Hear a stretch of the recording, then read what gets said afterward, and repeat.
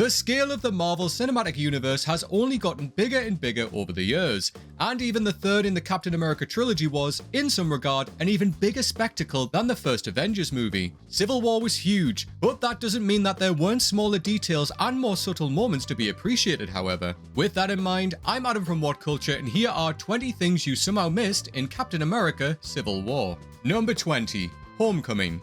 The beginning of Captain America Civil War shows just exactly how Hydra was able to take over the mind of Bucky Barnes. A series of certain code words spoken in Russian in a specific order allowed whoever spoke them to have total control of the Winter Soldier. Longing, rusted, furnace, daybreak, 17, benign, 9, homecoming, 1, freight car. On the face of it, they seem to be words chosen at random, but there is one word in there that is simply impossible to ignore. MCU fans will immediately recognize Homecoming as the first of the Tom Holland-fronted Spider-Man trilogy, and it is no coincidence that the word was part of Bucky's trigger. That first MCU Spidey movie had been officially announced just a month before the release of Civil War, and this was clearly a little brainwashing of the MCU fans in a different way. Number 19. Torture Inconsistency. The first part of Zemo's very convoluted plan in Civil War was to recover the book that contained the aforementioned code to unlock the Winter Soldier's brain. After searching the files that Black Widow leaked to the public, the Sokovian tracked the book down. This wasn't everything that he wanted, however. A key part of his plan was the detail as to what happened to Maria and Howard Stark on the 16th of December 1991. He needed the mission report, and he was clearly not above torturing the man in possession of the Hydra book for the information. This particular method of torture saw the Hydra man tied upside down with his head dangling in a bucket, slowly filling up with water. The fact that he was only on the clock was supposed to motivate him into giving Zemo the answers he wanted, but it turns out that the man was not to be broken.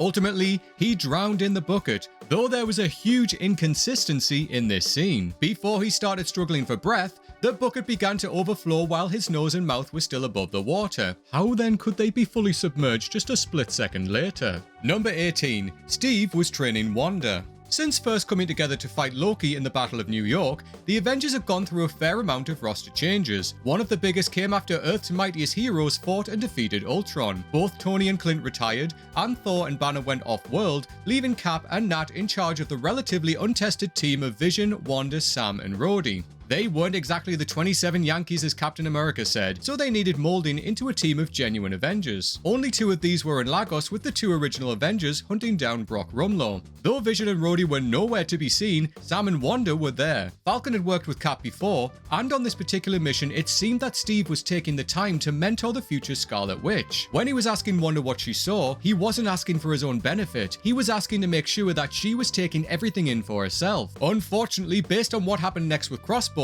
it seems that she was maybe taken into the field a little too early. Number 17. A performing monkey. As far as origin stories go in the MCU, there is a mixed bag to be seen. Captain America the First Avenger isn't exactly one of the greatest movies in the franchise to date, but it's certainly far from being one of the worst. What it did was introduce the world to this version of Captain America and the journey he took from being rejected from every enlistment center to saving the world. Even after he was pumped with the super soldier serum, it seemed no one believed in him, and he was given little more to do than to entertain the troops and sell defense bonds. Steve was never one to disobey orders, or at least without a good reason, so he did his duty. His own personal way of fighting back was with a sketch he drew of himself as a performing monkey on a unicycle. Though he drew it back in the 1940s, the picture still made it to the modern day to be framed in the Avengers compound. This can be seen next to Steve during the team's meeting with Secretary Ross, though quite how it survived is one hell of a question. If Steve had it on him when he was frozen, there is no way the scrap of paper made it out in such good condition. If he didn't have it on him, then how could he have recovered it all those years later? Perhaps he drew it again as a reminder, or maybe even Peggy held onto it herself? Number 16. How did Miriam Spencer know where Tony Stark would be? There were a lot of factors that led up to the ultimate ramification of the Sokovia Accords. Of course, the collateral damage at some of the Avengers' biggest fights, but there was more to it than that. If Tony Stark hadn't been on board, Secretary Ross would never have been allowed inside the Avengers compound. What truly got to Stark was the story of Charlie Spencer, the young man who had been building sustainable homes for the poor in Sokovia when the Avengers showed up. In his own words, they dropped a building on him while they were kicking ass. It was Charlie's mother, Miriam, who spoke to Tony after he addressed impress the students of MIT. She told him that her son was dead and she blamed him. It was a powerful moment and orchestrated perfectly by Miriam herself. She was waiting outside the elevator but hadn't pressed the button. Apparently she was right where she needed to be, but how on earth did she know that standing in exactly that spot she would cross paths with Tony Stark? Number 15. Where did Team Cap suit up? The double life of a superhero must be hard enough at the best of times. There is the civilian human aspect of living as close to a normal life as possible, and then the whole saving the world thing. Finding a balance between the two must be difficult, even more so when you can't afford to be recognized by anyone. Team Cap were trying to be inconspicuous before the huge battle in Germany, and when they met up in the airport car park, none of them were wearing their typical superhero costumes. That wouldn't have exactly been too inconspicuous. Then, however, they were told to suit up, and the next thing you know, Steve, Bucky, Sam, Wanda, Clint, and Scott are all in their gear and ready to fight. But where exactly did they get changed? It doesn't seem like there was a respectable way for 6 grown adults to get changed in a car park. Clint maybe could have utilized the back of his van, but what about everyone else? They were on the clock, so they couldn't have afforded to find a toilet. Even so, it kind of takes the shine off the moment to picture them getting changed for this franchise-changing fight in an airport bathroom. Number 14. Natasha and Bucky's mysterious past. Way back when, it was Natasha Romanoff who first told Steve Rogers about the existence of the Winter Soldier. At that time, no one thought he was real, and Steve certainly had no reason to believe that he was his old pal Bucky, but the scar he gave Black Widow was proof enough that he existed. Nat and Bucky had tangled previously, though this story will seemingly never be explored by the Marvel Cinematic Universe. This is such a shame, as this arguably would have made for a better Black Widow story than the events between the wars both Civil and Infinity. In the comics, the two assassins have had a very long, checkered and romantic past, with Bucky even training Natasha in the Red Room at one stage. Fans will never quite know exactly what happened between them in the MCU, but there was at least a little hint that there was something there in Civil War. After Zemo unlocked Bucky's mind and turned him into the Winter Soldier again, he fought the likes of Tony Stark, Sharon Carter, T'Challa, and Natasha. She told him that he could have at least recognized her, indicating that there was something significant between the two of them, whether it stopped at a bullet wound or went a little bit further. Number 13. Cap didn't even try to explain. There is an annoying trope in Hollywood where the entire narrative could have been cut much shorter had someone just explained what was actually going on. Misconceptions and misunderstandings can be devastating in movies, but could also usually be rendered redundant with just a quick conversation. This was certainly the case in Civil War. Steve, Sharon, and Sam had begun to piece together that Bucky was framed and had nothing to do with the bombing of the UN, but Cap made absolutely no effort to actually explain that to Iron Man. Sure, he told his avenging teammate that Zemo was behind everything, but there was no elaboration, no evidence, and no reason for Tony to believe him. This was just one man trying to defend his friend, right? Even when Tony had told him how dangerous Bucky was, instead of disagreeing, Steve just said that there were more like him. Why not just take a moment to explain what was actually happening instead of being far too vague for anyone to believe him? Had he just used his words, the Avengers needn't have come to blows in Germany, and the team may never have been fractured in the way that they were. Number 12.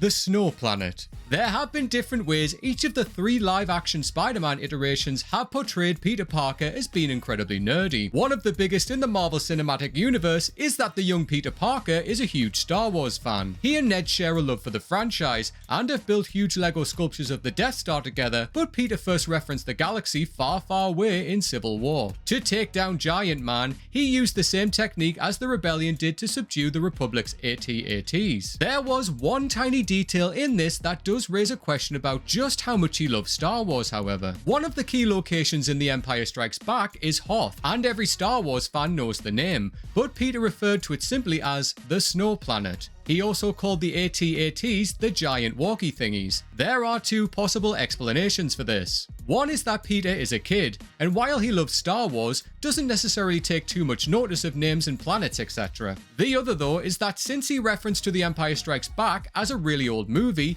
he doesn't think Tony or Rhodey would ever know what he was talking about if he actually used the words like Hoth and AT-AT.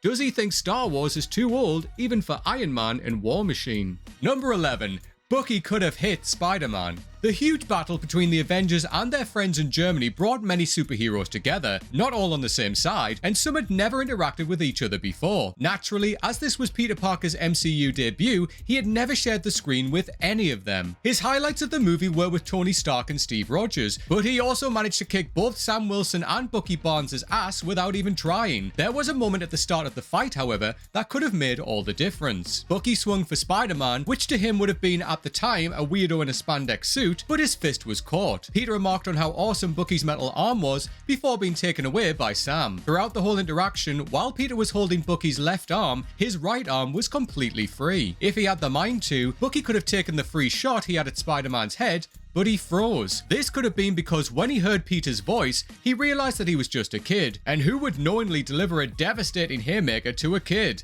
Number 10. Straight out of the comics. Another of the previously unseen duos brought together by Captain America Civil War was the combination of Clint Barton and Scott Lang. More on how they first met later. But during the battle, they figured out a very unique method of working together. Namely, Scott shrank down and held on damn tight to one of Clint's arrows. When Hawkeye fired, Ant-Man was able to land on Iron Man, infiltrate his armor, and began to disable a few systems and weapons before being flushed out. This was an incredibly cool addition to the fight, but it actually came straight off the pages of the comics. Though the MCU is an adaptation of the Marvel Comics universe and has been known to take plenty of creative liberties over the years, when the time comes for a scene to be pulled directly from the pages, they are usually nailed. Way back in 1982, Avengers number 223 released, and gracing the cover was Hawkeye, arrow-notched and drawn with a tiny Ant-Man clinging on. What a fantastic bit of inspiration, brought to life so perfectly on the big screen. Number 9. The original meme. The Marvel Cinematic Universe is no stranger to being the center of the pop culture universe. Whether you're a huge fan of the franchise or a more casual mainstream cinema goer, there are some scenes that are impossible to miss. Many of these are thrown at audiences in the form of memes across the internet. Arguably, one of the most popular of these is when Thor tells Hela that he knows he can't defeat her, but Surtur can. The moment from Thor Ragnarok has become an iconic image in the realms of the internet. However, this exact situation actually played out in the franchise a year before Ragnarok was ever released in the cinemas. After trying to liberate Wanda from Avengers HQ and getting his ass kicked, Clint was told by Vision that he couldn't overpower him. Hawkeye knew that, but he also knew that Wanda could. This is so similar to the Thor Hela Surtur scene, though granted the latter is on a bigger scale,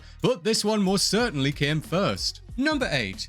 Bucky holding the shield. 4 years, and particularly in the run-up to Captain America Civil War and subsequently Avengers Endgame, there was a huge question hovering over the legacy of Steve Rogers' shield. His days were seemingly numbered, so who would be next to take the mantle? It was always going to be between either Bucky Barnes or Sam Wilson. Both had held the shield in the comics, and both had been Steve's loyal partners in the MCU, but only one could become the next Captain America. Of course, we all know now that Sam Wilson is the new Cap, and what a Cap he has been in his still short tenure with the mantle, but it wasn't always obvious. In fact, there was a theme throughout the Captain America trilogy that appeared to point to Bucky taking the shield from Steve. Quite simply, this was the fact that Bucky had taken the shield from Steve in the first Avenger and the Winter Soldier, and of course Civil War continued the trend. This came when he and Steve were kicking Tony's ass in Siberia, as the two bounced the vibranium weapon between them and off Iron Man's helmet like it was nothing. Number 7. Rumlow's buyer. There are a handful of villains that have appeared at the beginning of an MCU movie, served their purpose in regards to the wider overall narrative, and then been unceremoniously killed as soon as their usefulness ran out. This happened to Brock Rumlow in Civil War. Fans of the comics were very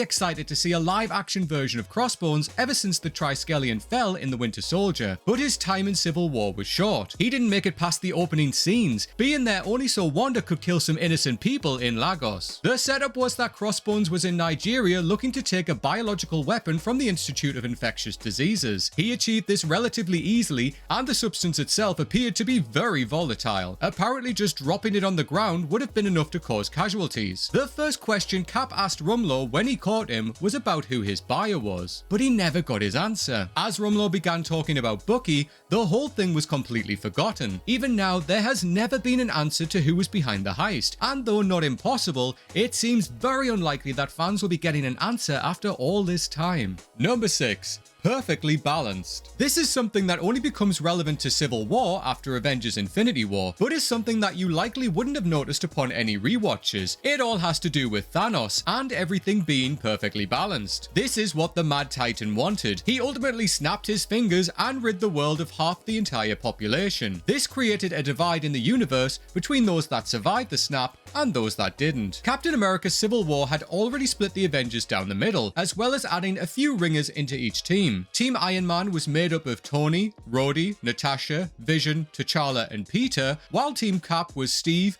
Bucky, Clint, Wanda, Sam, and Scott. 6 versus 6. Once Thanos snapped his fingers, each team of 6 was then split down the middle again, between those that survived Thanos and those that died at his hand. Vision, T'Challa, and Peter died, while Tony, Rhodey, and Natasha lived, as Sam, Wanda, and Bucky were survived by Steve, Clint, and Scott. Perfectly balanced indeed. Number 5. Steve wasn't alone. During the debate between the Avengers on the subject of the Sokovia Accords, Steve Rogers was forced to leave. There wouldn't have been many things that could have pulled Cap away from such a serious issue at the time, but the death of Peggy Carter was one of them. Steve had a simple text saying that she had passed away peacefully in her sleep, and he seemingly jumped on the first plane to England to pay his respects. He was a pallbearer for his first love, and was understandably distraught. After the funeral, Natasha came up to him. It seems that she flew out to England as well, not with Steve, but apparently managed to still get there for the service. Though they spoke about the Accords, Nat knew there was no changing his mind, and instead was only there because she didn't want him to be alone. It's a lovely sentiment, but did she forget that Sam travelled across the pond with him? He was sitting right next to Steve through the entire thing, and so while this couldn't have been easy for Steve,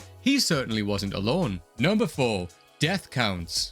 The entire idea of the Sokovia Accords was put into motion because of the collateral damage caused when the Avengers were saving the world. This is apparently what stopped them from being called heroes and instead labelled them as vigilantes. There were 4 big incidents that Secretary Ross referred to in his briefing: the Battle of New York, the fall of Hydra in Washington DC, the Battle of Sokovia, and the most recent events in Lagos, Nigeria. Though the Avengers saved many lives in each moment, there were also tragic deaths of innocent people. Before Civil War, there would have been no possible way to put a number on the number of civilian casualties caused in New York, Washington, or Sokovia, but Ross's files did the trick. Of course, they also came with a counter of how much money the damage came to, because that's just as bad as the loss of human life, right? In the Battle of New York, there were 74 casualties with total losses of $88 billion. DC saw less casualties with only 23, but a considerably higher damage total of $208 billion.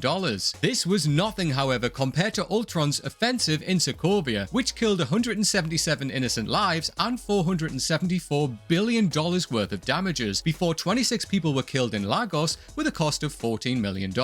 Number 3.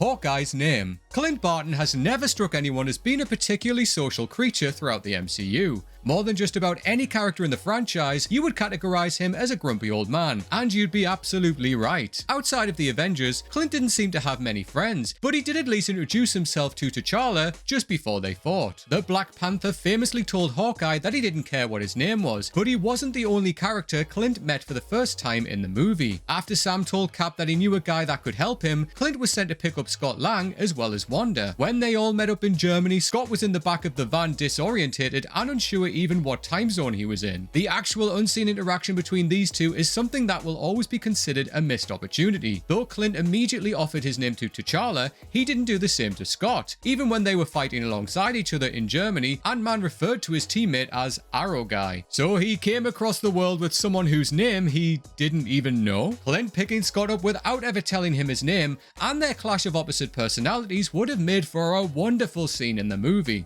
Number 2. In 2 places at once. Captain America Civil War is one of the most globe-trotting movies in the entire Marvel Cinematic Universe. Siberia, Nigeria, Romania, Germany, England, Austria, and of course the United States of America were all visited by different characters throughout the events of the movie. However, the timeline seems to get a little confused right around the time of Peggy Carter's funeral and the ratification of the Sokovia Accords. It would seem that several characters somehow gained the ability to be in 2 places at once. When Steve was in England for Peggy's funeral, he was joined by Sam and eventually Natasha. After the funeral, while Steve and Sam were still in their black suits, they were watching footage of the UN bombing on TV, while Natasha had managed to make her way there in person. Then, in the aftermath of the bombing, Steve and Sam managed to rock up in Vienna while Natasha was still outside the wreckage comforting T'Challa on the loss of his father. Flight time between London and Vienna is typically around 2.5 hours, and that's without taking into consideration the rest of the added time that comes with flying, and the fact that Steve and Sam didn't want to be noticed, rendering this timeline of events impossible. Number 1. Steve actually read the Accords. With the exception of Thor, Bruce Banner, and the newly retired Clint Barton, every Avenger was there for the team's meeting with Secretary Ross. Everyone, including Tony Stark, was briefed on the Sokovia Accords and the intention to ratify them in Vienna. This was a groundbreaking, life-altering piece of legislation that naturally caused a rift between the team. They would be handcuffed and potentially hamstrung by red tape and the whims of men and women with changing agendas rather than being able to make the decisions themselves. But in theory, there would be a lot less collateral damage. Everyone put in their 2 cents on the argument, with the exception of Wanda, who stayed quiet throughout, but everyone had an opinion. There was only one person, however, who was actually shown to make any effort to read the Accords themselves. This, of course, was Captain America. Everyone else essentially took the gist from what Ross was saying, but not Captain America. He diligently sat there and actually read the document, making sure to understand what he was talking about before making any comments or judgments. Or it may have been to work on believing that the Avengers would be handcuffed like this after saving the world so many times. But what did you think of our top 20 on Captain America Civil War there? Please do let us know in the comments down below. And let us know which is your favorite movie or moment from the MCU. Mine is definitely the portal scene from Endgame. Wow. If you do want to follow me on socials, I am at Strawn87 on Twitter and on Instagram. Thank you everybody, I hope you're keeping well, and until next time, take care.